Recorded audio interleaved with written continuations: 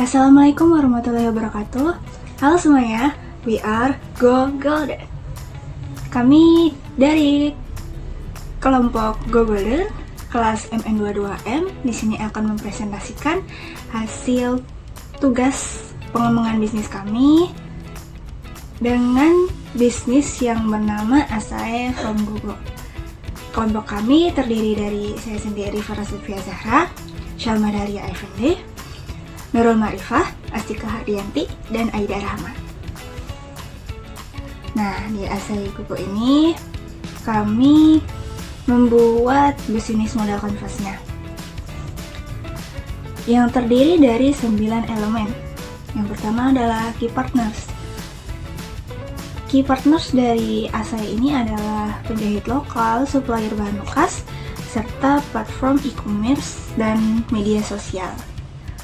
Kemudian key activities atau kegiatan yang dilakukan oleh bisnis Asae ini adalah membuat dan menjual produk fashion ramah lingkungan, unik dan eksklusif, kemudian mempromosikan produk dan membangun branding khususnya di media sosial, dan edukasi konsumen mengenai apa itu fashion berkelanjutan. Kemudian untuk key resource-nya ada modal, bahan bekas seperti baju thrift-nya, kemudian ada pegawai, alat untuk kegiatan produksinya, identitas brand, platform digital seperti media sosial dan e-commerce.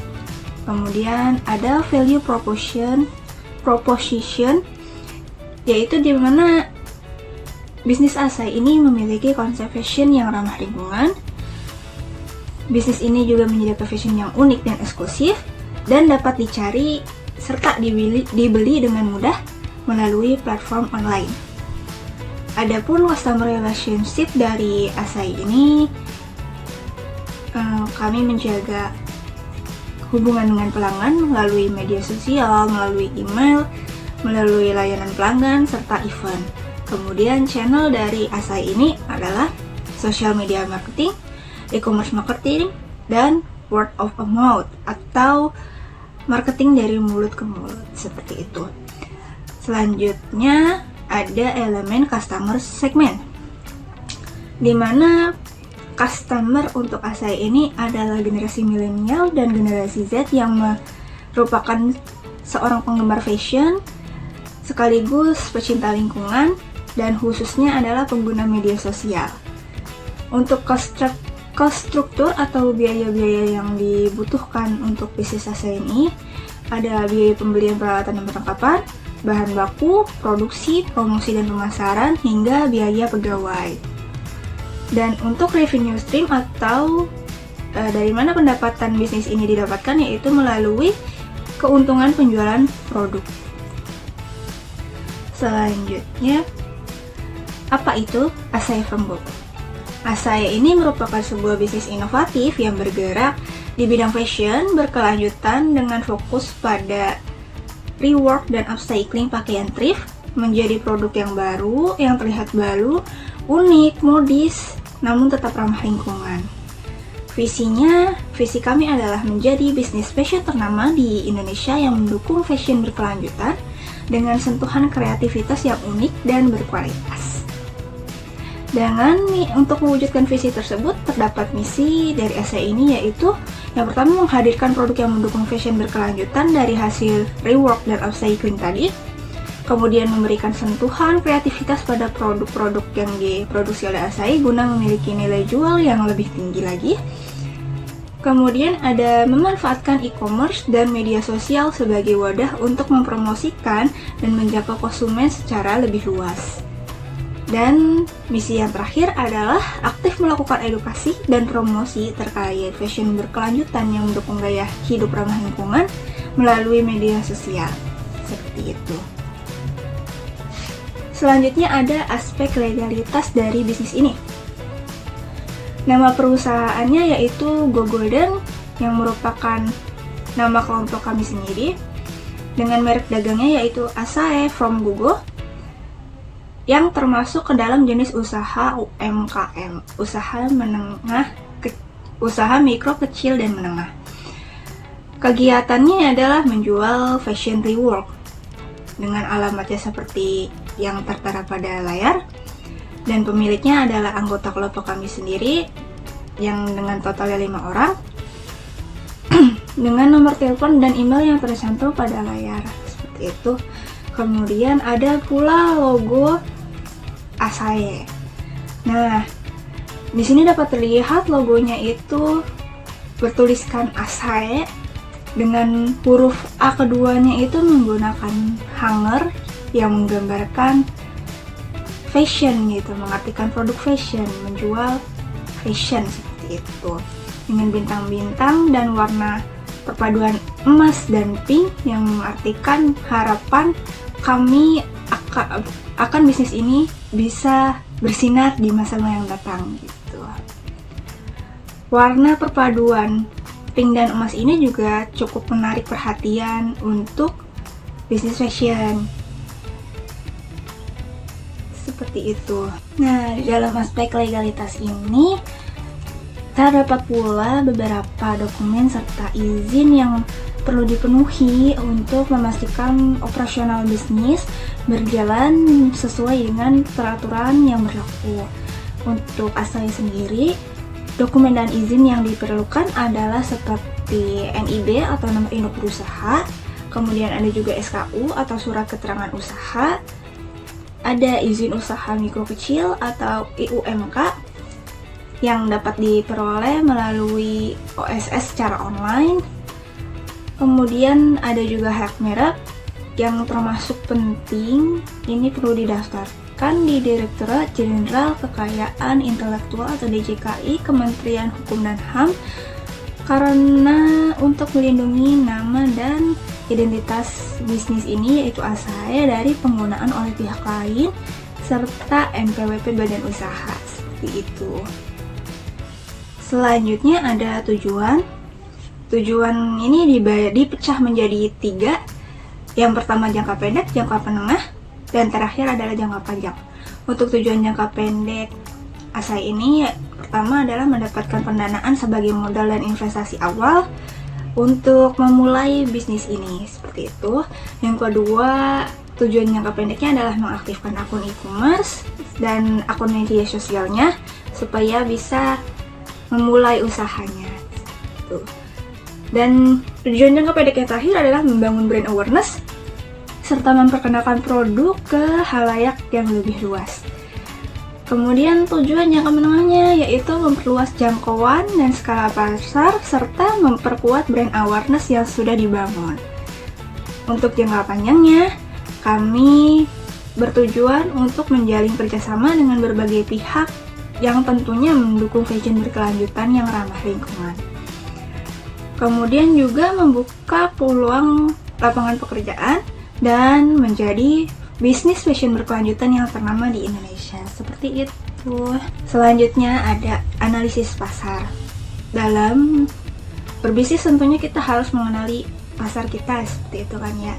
Yang pertama dilakukan adalah menentukan segmen pasarnya, yaitu mahasiswa laki-laki dan perempuan yang berusia di rentang 18 sampai 24 tahun yang merupakan penggemar fashion dan cinta lingkungan. Kemudian pekerja laki-laki dan perempuan di usia 24 sampai 35 tahun dengan kriteria yang sama yaitu penggemar fashion dan cinta serta peduli terhadap lingkungan. Dan tentunya yang aktif di media sosial keduanya kan ya. Setelah menentukan segmen pasarnya, maka dapat ditentukan siapa target pasar dari bisnis yang kita lakukan. Berdasarkan segmentasi pasar Asahi tadi, maka target yang dipilih adalah kelompok pekerja dengan rentang usianya 24-35 tahun yang berpenghasilan 3-5 juta per bulan, yang merupakan kelompok penggemar fashion dengan kepedulian tinggi terhadap lingkungan, juga menargetkan kelompok pengguna aktif media sosial. Sebagai positioning, Asahi memiliki moto yaitu good for you. Sebagai positioning, Asahi ini memiliki tagline yaitu good for you, better for the earth, yang artinya bagus untuk kamu, dan lebih baik juga untuk bumi, seperti itu. Di sini Asahi berfokus pada pakaian rework dan upcycling yang ramah lingkungan tetapi tetap modis dan eksklusif serta timeless. Seperti itu. Selanjutnya akan dijelaskan oleh rekan saya. Baik, untuk analisa SWOT ada strength atau kekuatan. Yang pertama, mengusung konsep fashion berkelanjutan yang relevan dengan tren global. Yang kedua, produk unik dan eksklusif melalui rework dan upstyling, memberikan nilai tambah pada pakaian thrift. Yang ketiga, menggunakan platform digital seperti e-commerce dan akun media sosial untuk memperluas jangkauan pasar. Yang keempat, filosofi bisnis yang unik yaitu good for you, better for the earth, yang menarik bagi konsumen peduli lingkungan. Untuk weakness atau kelemahannya, yang pertama, kapasitas produk yang terbatas karena hanya 10 produk per bulan. Perlu waktu dan sumber daya untuk mengedukasi pasar tentang pentingnya fashion berkelanjutan. Yang ketiga, ketergantungan pada bahan baku thrift yang berkualitas. Yang keempat, pemilihan harga berbasis nilai mungkin menjadi tantangan dalam menarik pelanggan baru. Opportunities atau peluang. Yang pertama, meningkatnya kesadaran masyarakat terhadap isu lingkungan dan fashion berkelanjutan.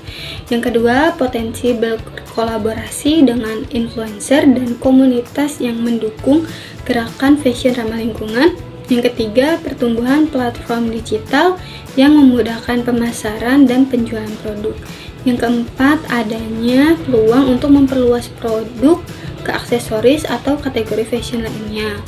Lalu untuk threats atau ancamannya, yang pertama itu persaingan dengan brand yang sudah dikenal di sektor fashion berkelanjutan. Lalu yang kedua, perubahan preferensi konsumen yang cepat dalam dunia fashion. Yang ketiga, potensi ketidakstabilan pasokan bahan baku thrift. Lalu yang terakhir, tantangan dalam menjaga kualitas dan eksklusivitas produk. Baik, selanjutnya untuk rencana penjualan dan pangsa pasar. Yang pertama itu ada rencana penjualan. Untuk jangka 1 tahun kita bakal fokus untuk pengenalan brand dan edukasi di berbagai platform online dengan target penjualan 10 produk per bulan. Untuk jangka 2 tahun ke depan dan seterusnya, kita bakal menargetkan penjualan dengan minimal 10 produk per bulan. Lalu untuk pangsa pasar atau pesaingnya, ada beberapa kompetitor untuk produk sejenis seperti thrift store, sama juga thrift tapi tanpa rework. Dan ada juga brand besar fashion berkelanjutan seperti Sejauh Mata Memandang. Baik, selanjutnya di sini ada strategi Asahi untuk menghadapi pesaing, di mana Asahi fokus pada 4 aspek utama. Yang pertama ada diferensi produk, yaitu Asahi menonjolkan kreativitas melalui proses rework dan upselling yang menghasilkan produk unik dan eksklusif, di mana tidak hanya membuat pakaian baru, tetapi juga mendaur ulang bahan-bahan bekas menjadi produk fashion yang unik dan eksklusif. Dan setiap produk yang dihasilkan memiliki ciri khas dan nilai seni tersendiri, sehingga membuat pelanggan merasa istimewa. Kemudian yang kedua ada pemasaran digital dengan menggunakan media sosial untuk membangun brand awareness dan mengedukasi konsumen tentang fashion berkelanjutan, di mana Asahi memanfaatkan platform media sosial untuk memperkenalkan mereknya kepada halayak yang lebih luas. Dengan melakukan edukasi, selain mempromosikan produk, Asahi juga aktif memberikan edukasi kepada konsumen tentang pentingnya fashion berkelanjutan. Yang ketiga ada penentuan harga berbasis nilai, di mana menawarkan harga yang sesuai dengan kualitas produk dan nilai lingkungan yang dibawa oleh setiap produk Asahi. Yang dimana harga produk Asahi mencerminkan kualitas bahan, proses produksi yang kompleks, dan nilai tambah dari aspek keberlanjutan. Dimana membeli produk Asahi bukan hanya sekadar membeli pakaian, tetapi juga berinvestasi pada masa depan yang lebih baik. Selanjutnya yang terakhir ada kolaborasi, di mana membuka peluang kerjasama dengan komunitas dan influencer yang mendukung fashion ramah lingkungan untuk memperluas jangkauan pasar. Dengan melakukan kolaborasi ini, Asahi bekerja sama dengan komunitas dan influencer ini memiliki visi yang sama, yaitu mendukung fashion ramah lingkungan. Selanjutnya di sini ada strategi pemasaran. Yang pertama ada produk. Asahi fokus pada produk fashion yang berkelanjutan. Mereka menggunakan teknik rework dan upselling untuk menciptakan produk yang unik dan eksklusif dari bahan-bahan bekas.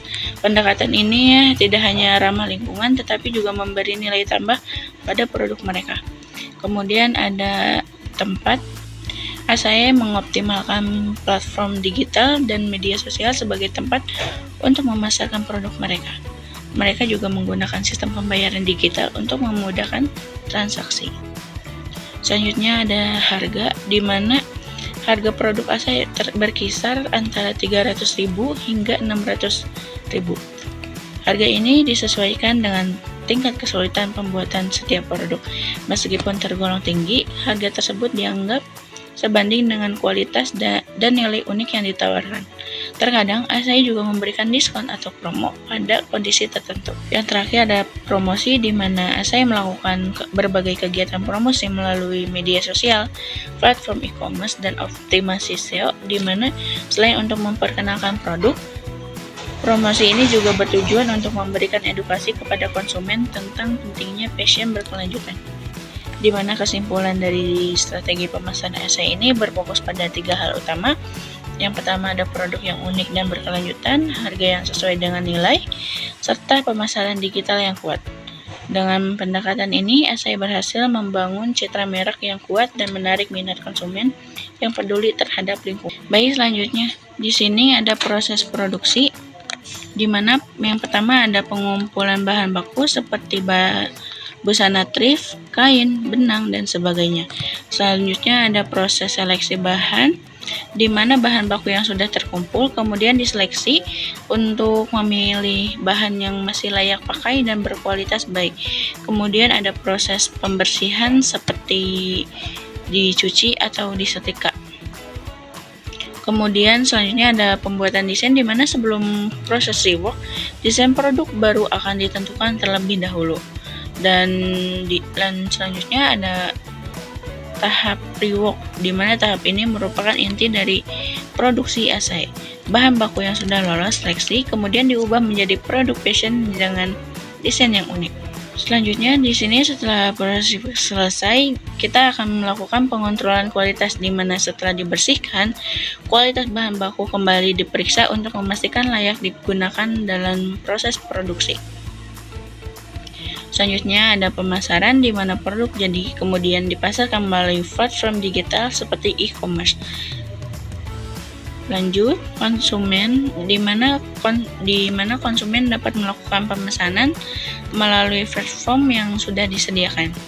Lalu selanjutnya kita menyiapkan pesanan, di mana pesanan konsumen kemudian disiapkan termasuk pengemasan produk. Yang terakhir ada pesanan diantar kepada konsumen. Lalu yang terakhir, mengirim produk yang sudah siap kemudian dikirim kepada konsumen. Kemudian yang terakhir ada produk dan kapasitas produksi, di mana produk Asahi dibuat dari bahan baku fashion thrift yang didapat dari pembelian di pasar thrift. Sebelum rework, Asahi akan mencari dan menyeleksi fashion yang masih layak pakai dan berkualitas dengan harga yang masih terjangkau. Kapasitas produksi Asahi setiap bulannya adalah 10 produk dengan faktor produksi yaitu mesin berjumlah 1, sumber daya manusia 5, dan faktor-faktor lain yang diperlukan dibahas pada aspek keuangan. Baik, selanjutnya akan dijelaskan oleh teman saya. Baik, saya Astika Hardianti. Di sini saya akan menjelaskan aspek keuangan dari usaha Asahi Go Golden ini, di mana di sini ada sumber pendanaan sebesar Rp16.250.000. Kemudian di sini ada analisa biaya tetap sebesar Rp3.600.000. Kemudian ada analisa biaya tidak tetap sebesar Rp200.000 dan ada total modal investasi sebesar Rp6.210.000. Kemudian ada modal kerja sebesar Rp1.080.000. Kemudian di sini ada proyeksi aliran kas yang saya hitung kurang lebih selama 5 tahun. Kemudian di sini ada analisa kelayakan usaha. Karena diketahui NPV ASAE bernilai positif, yang artinya investasi pada usaha ini menguntungkan atau hasilnya melebihi tingkat bunga yang dipakai. Maka IRR ASAE juga menunjukkan hasil presentasi yang nilainya di atas persentase suku bunga yang digunakan. Artinya usaha ASAE ini baik untuk dijalankan.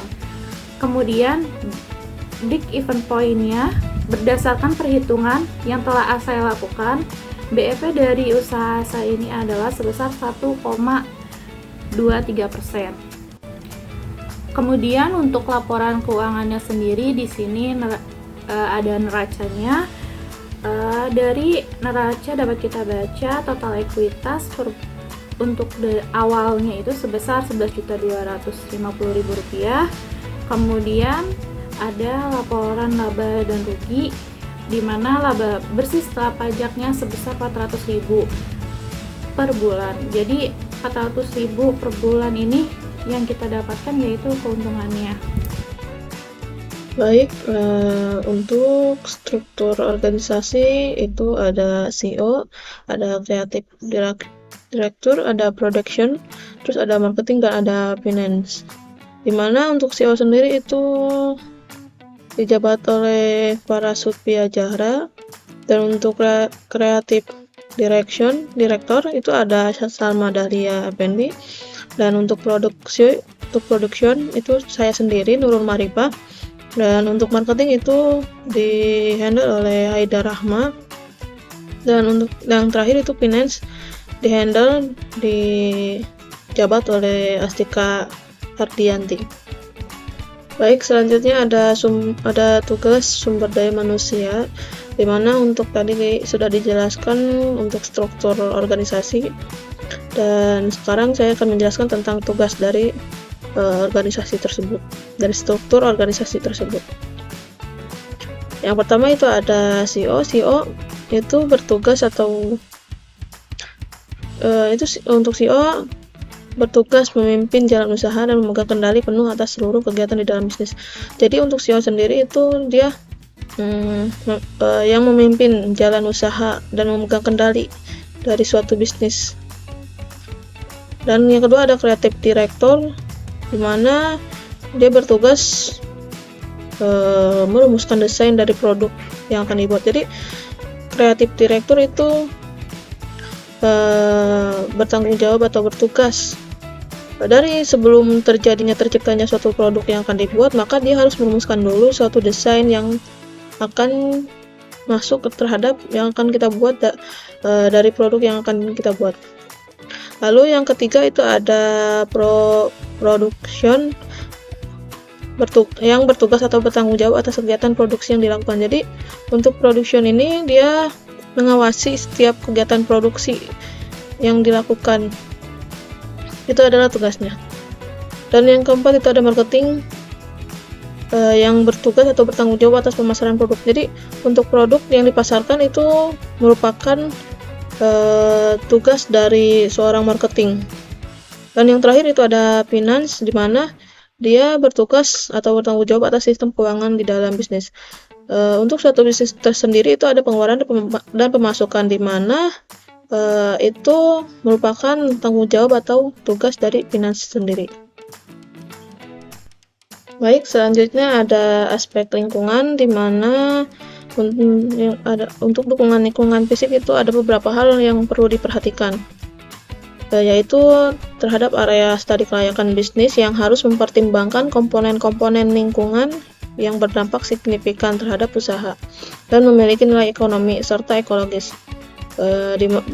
Berikut adalah contoh komponen lingkungan yang dapat dijadikan referensi. Yang pertama itu ada lingkungan fisik yang meliputi fisiografi, hidrologi, hidrooseanografi, kualitas udara, dan kebisingan. Lalu yang kedua itu ada lingkungan biografi yang meliputi tumbuhan dan hewan. Dan yang ketiga itu ada lingkungan sosial yang meliputi jumlah penduduk, ekonomi, budaya, dan kesehatan masyarakat. Lalu yang kedua itu ada dukungan lingkungan hidup, di mana analisis dampak lingkungan hidup atau kita singkat AMDAL adalah suatu kajian mengenai aspek lingkungan yang berfokus pada dampak-dampak yang dihasilkan, baik dalam bisnis maupun di luar bisnis. Dan hal ini sesuai dengan Undang-Undang Nomor 32 Tahun 2009 tentang Perlindungan dan Pengelolaan Lingkungan Hidup dan Peraturan Pemerintah Nomor 27 Tahun 2012 tentang izin lingkungan juga mengatur tentang AMDAL, di mana pasal 3 PP No 27 tahun 1999 ini menyatakan bahwa usaha atau kegiatan yang berpotensi menimbulkan dampak signifikan terhadap lingkungan memerlukan AMDAL. Lalu untuk AMDAL dari Asahi by Gogo ini, pertama ada deskripsi tentang rencana proyek, di mana Asahi by Gogo ini rencananya akan beroperasi di jam senggang pada pengelolaan yang diagendakan 15 jam per minggu untuk memproduksi produk yang akan kami siapkan untuk dipasarkan dengan target penjualan 10 produk per bulan. Maka dalam satu minggu kami akan memproduksi sebanyak 2-3 produk, di mana dalam proses ini kami melakukan produksi di rumahan yang berjalan sekitar pukul 17 atau 5 sore sampai 20 atau jam 8 malam. Karena hal ini Asahi by Gogo akan meminta izin kepada perwakilan warga setempat untuk kegiatan kami ini. Lalu yang kedua itu ada identifikasi dan prediksi dampak lingkungan. Yang pertama ada dampak pada kualitas udara, dan hal ini diakibatkan dari proses daur ulang yang dapat menghasilkan partikel halus dan emisi gas dari cat yang mengandung bahan kimia. Lalu yang kedua itu ada dampak limbah daur ulang yang dapat menghasilkan limbah yang tidak dapat didaur ulang lagi.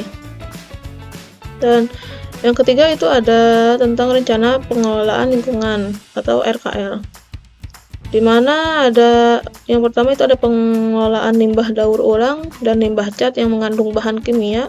Itu perlu perhatian khusus saat proses pengangkutan sampah.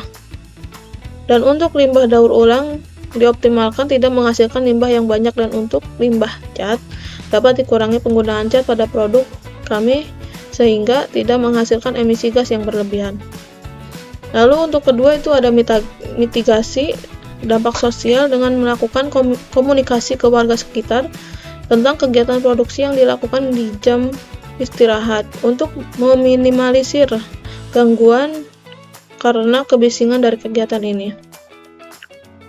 Lalu yang keempat itu ada rencana pemantauan lingkungan atau kita singkat dengan RPL, di mana yang pertama itu ada pemantauan kualitas udara dengan memastikan tingkat penggunaan cat berbahan kimia yang tidak berlebihan.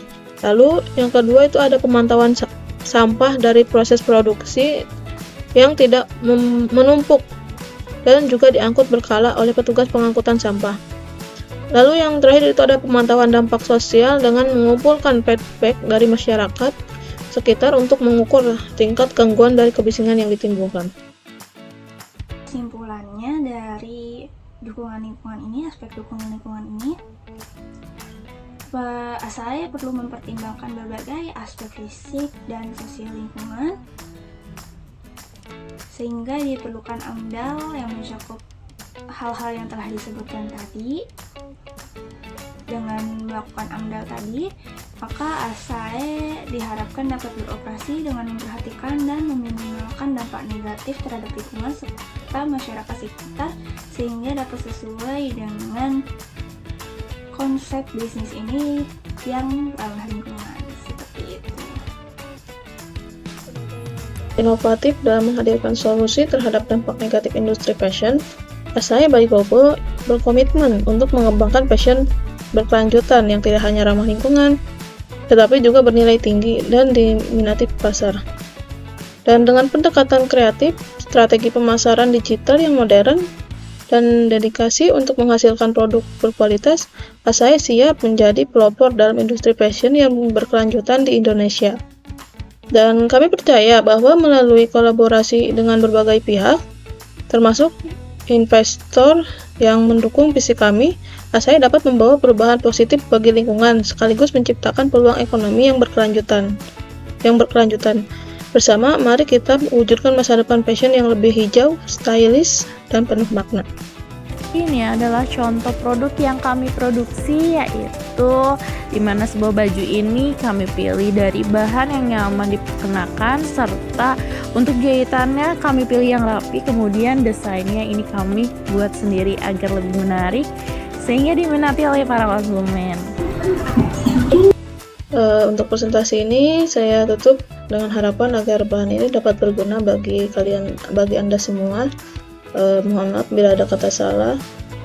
Wabillahi taufiq wal hidayah. Assalamualaikum warahmatullahi wabarakatuh. Dan jangan lupa like, comment, and subscribe. Terima kasih.